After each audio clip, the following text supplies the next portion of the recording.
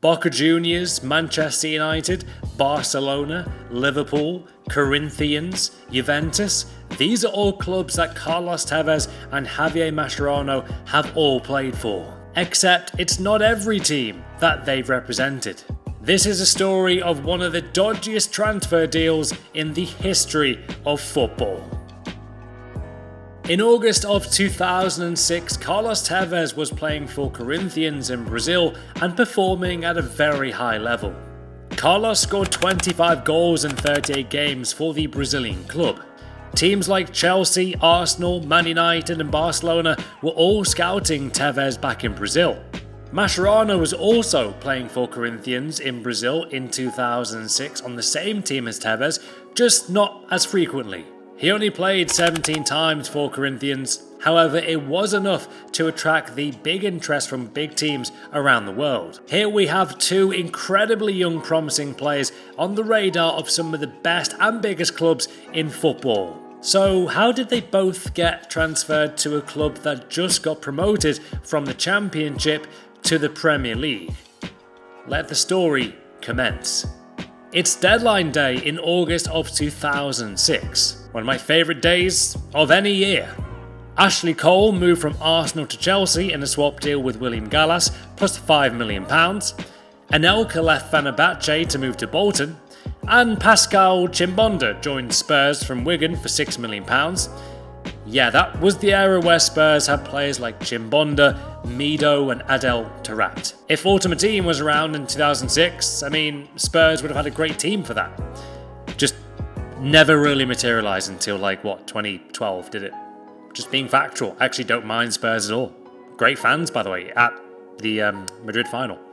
Respect a lot of the Spurs fans, they were really, really lovely. 2006 was also the year where Google bought YouTube. The Nintendo Wii was released. Do you guys remember Wii Sports? I got seriously too good and had too much fun at bowling on Wii Sports and the baseball game. They were just fantastic. And Borat was released in cinemas worldwide. Quite an interesting year for many reasons. It's the final day of the transfer window.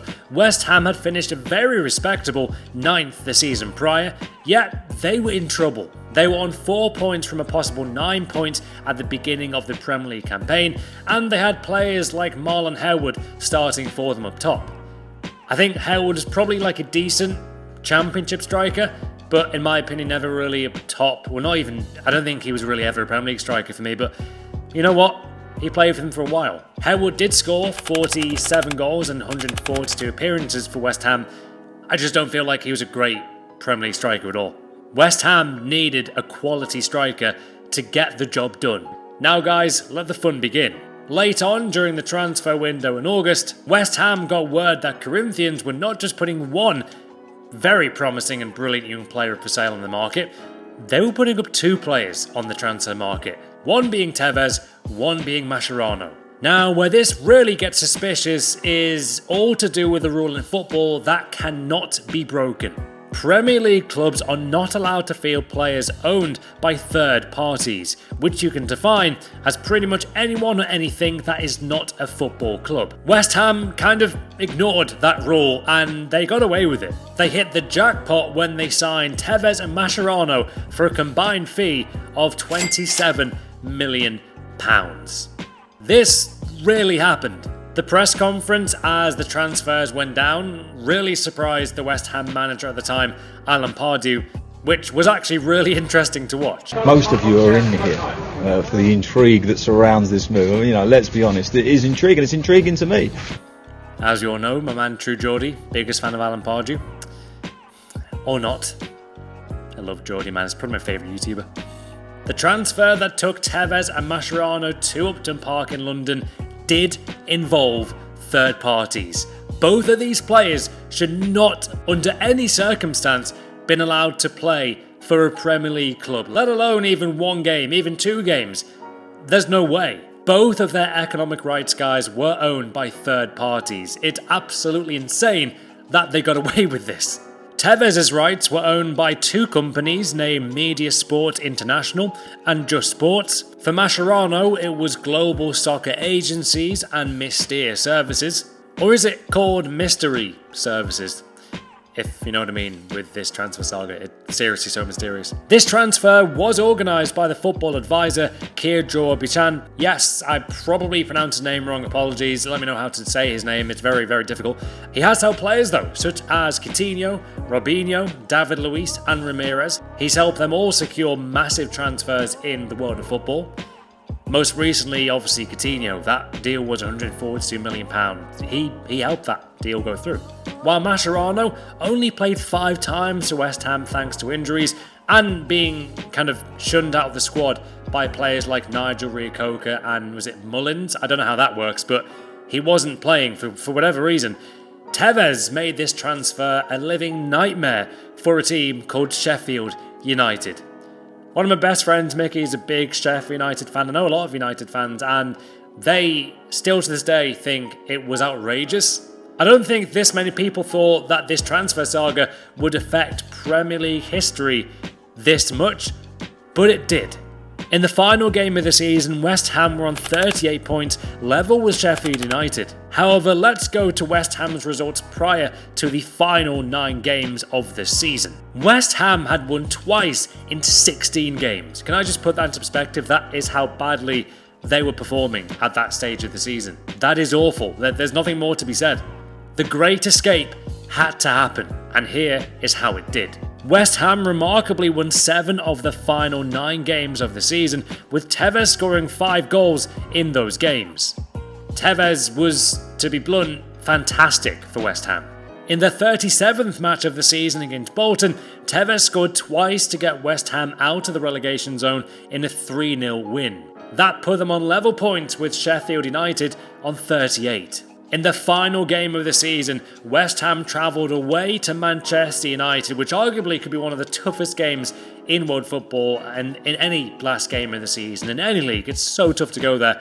And remarkably, you know who scored the goal to win 1-0, don't you? Carlos Tevez scored against his future team, Manchester United, and that took West Ham to 41 points to finish their campaign.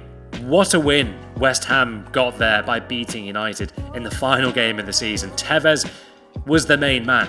Tevez single-handedly secured West Ham's safety in the Premier League campaign in 2006 and the 2007 season. Sheffield United were relegated after losing 2-1 to Wigan at home thanks to a David Unsworth penalty. The dodgiest transfer saga in football history relegated a team from the top flight in England and changed the course of our transfer history as we know it today. If Tevez and Mascherano weren't playing for West Ham, and specifically Tevez because he was just unbelievable that season, there would have been teams that may have not been relegated. 100%, especially Sheffield United, they would have probably survived. Interestingly, in 2013, West Ham were ordered to pay Sheffield United £18 million thanks to this unbelievable transfer saga. To this day, Neil Warnock, the manager of Sheffield United in 2007, claims that the double transfer was a disgrace to the Premier League and the West Ham should have been deducted points. I actually agree. They completely broke the rules, and I don't mind West Ham, I really don't at all. Just saying it how it is, man. They broke the rules completely by using a player that was illegal in terms of football. 2 players, not just 1. And that guy scored like 5 goals in, the final 9 games? It was ridiculous, man. And he made West Ham survive. They probably would have been relegated without Tevez. And he shouldn't have been playing in the first place. This transfer saga is so interesting. This has been a story of one of the most controversial transfers in football history, involving Carlos Tevez, Javier Mascherano, West Ham United and Sheffield United. These transfers changed how the Premier League view third-party ownership of players, and it changed the Premier League as we know it forever. Story done. Leave a like if you want to see more kind of documentaries like this. I'm loving doing these so much. Comment down below. I saw a lot of you guys wanted me to cover the Ryan Giggs scandal. That was a big one, so let me know what you guys want to see next time. Subscribe for more. I absolutely love doing these, man. I said it twice now, but they're just so fun to do the research on, and it takes a lot of editing and stuff, but it's fantastic, man. Subscribe for more, and I'll see you guys next time.